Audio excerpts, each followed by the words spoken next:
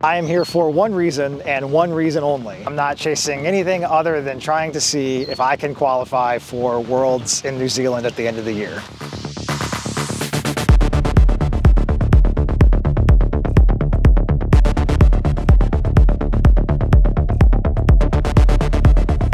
Three races in 5 weeks doesn't make a lot of sense. But like I said before the race, I needed to at least try to see what would happen. I was pleasantly surprised that physically, I felt good throughout the race. Mentally, there was fatigue. It takes a lot to go out and do these, and swim and bike and run, and then swim and bike and run again, and then swim and bike and run again. There will not be a fourth race in 2 weeks, I can promise you that. The biggest challenge that I faced today was not physical, it was mental. Just going back to the well one more time. When you get tired, when you get kicked in the kidney during the swim, when you're feeling tired at mile 40 of the bike, when you're trying to get that final gear for the final 4 miles. The first 100, 200 yards, I was kind of taken aback by the mental fatigue of realizing what I was about to set off to do for a third time. A lot of turns, it was through a lake. I think there were 5 different buoys that we had to turn at. And obviously it gets crowded around those turns. After the second buoy, somebody ended up kicking me like right in the kidney and got a little frustrated with that. But the swim overall, it was a good swim considering the circumstances. I finished in about 42. Honestly, I'm kind of disappointed with that. I like to think I can get under 40 if I'm really putting all my energy into it. It was wetsuit legal, kind of got a little hot during the swim, but got through it and up to transition.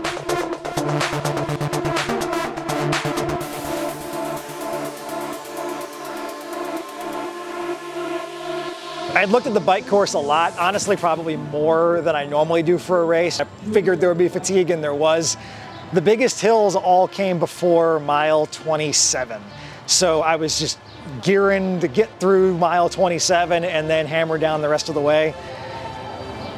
I wasn't expecting to get as tired as I felt around mile 40. It was pretty flat. It's actually a downhill stretch around mile 50 or so.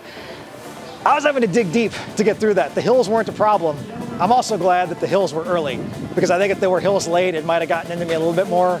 I don't know how this bike ranks amongst my other races, but I'm happy with my time.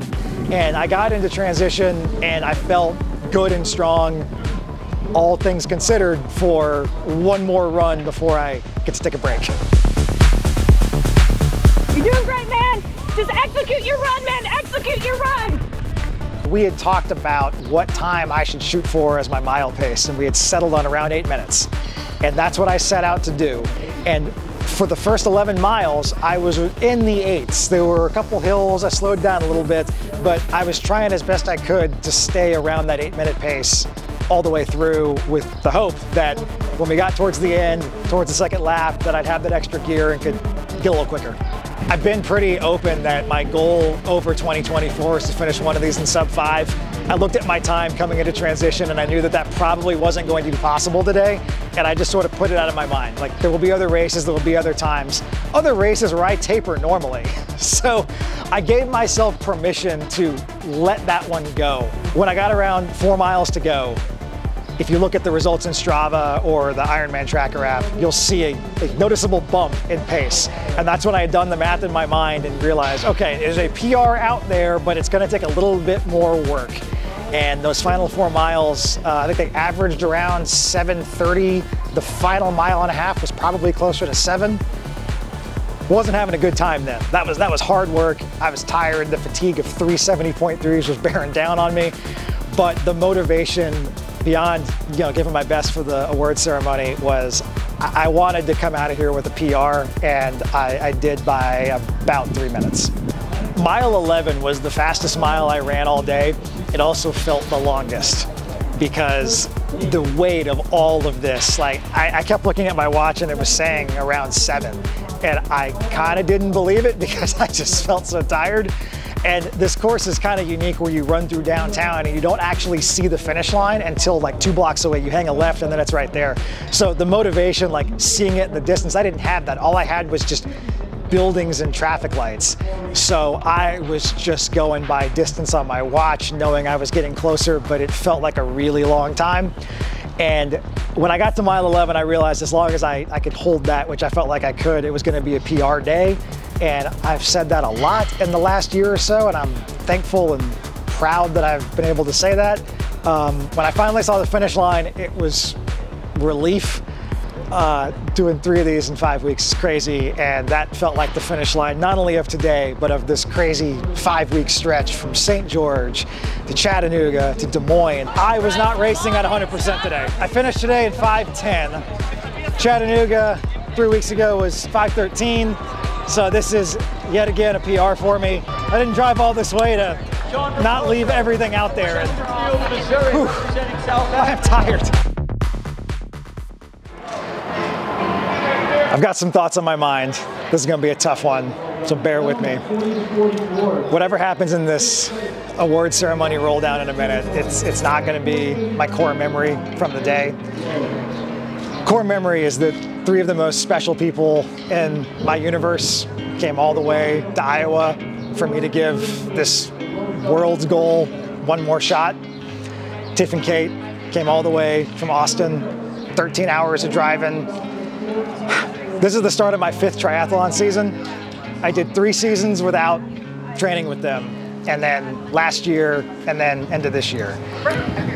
I don't think it's a coincidence that I started discovering things about myself, started finishing sub 6, now I'm approaching sub 5, if they didn't come into my world. And my heart is very full that they came all this way just to support me in a race that they didn't even need to come to.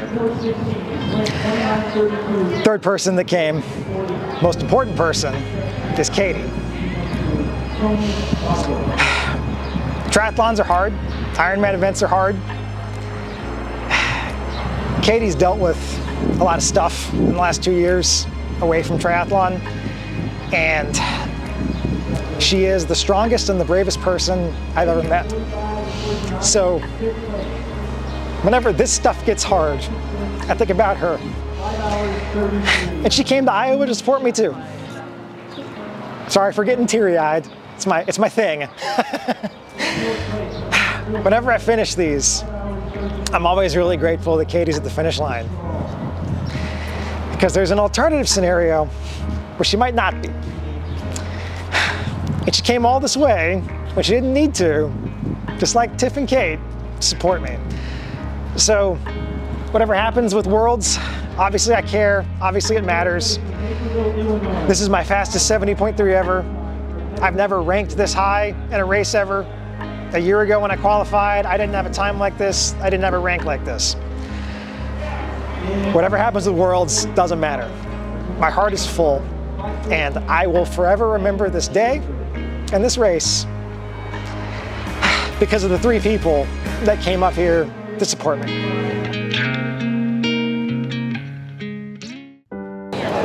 Gentlemen, 35 to 39, we have 4 spots on offer. Kevin Denny. Kevin Denny, no? There were 4 slots in my age group. I tried to turn off my brain a little bit and just see what the universe had in store for me. I didn't know who and where their times were, and it probably felt like a lot longer than it actually was. Any men 35 to 39, if you're interested, please come to me. We have 1 spot left. I felt like a very long walk up. What place were you in? 16th? Okay. 16th. All right. Okay. And a sad walk back. But, you know, it is how these roll downs go. You have waves of emotion of, I didn't get it, but there might be another slot. And I knew I wasn't finished, but I had missed the first time through. We had a couple guys left that were men 35 to 39. I think Edwin was 32nd. Anyone better than 32nd want a spot? God damn. All right, spot rolls to 35 to 39. Edwin Wick accepts the spot. 3 minutes.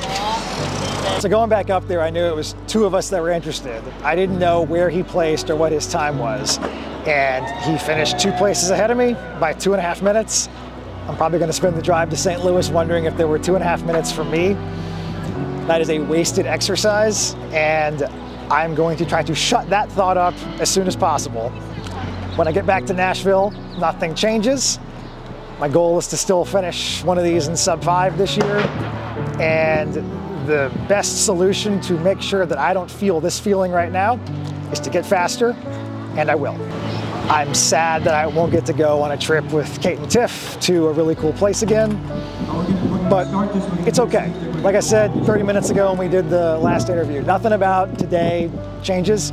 There's just this little sad feeling right now. It will pass. My core memory from this day isn't going to change, and this was a fantastic day. I can't be upset when I set a PR and I place higher than I've ever placed in any race.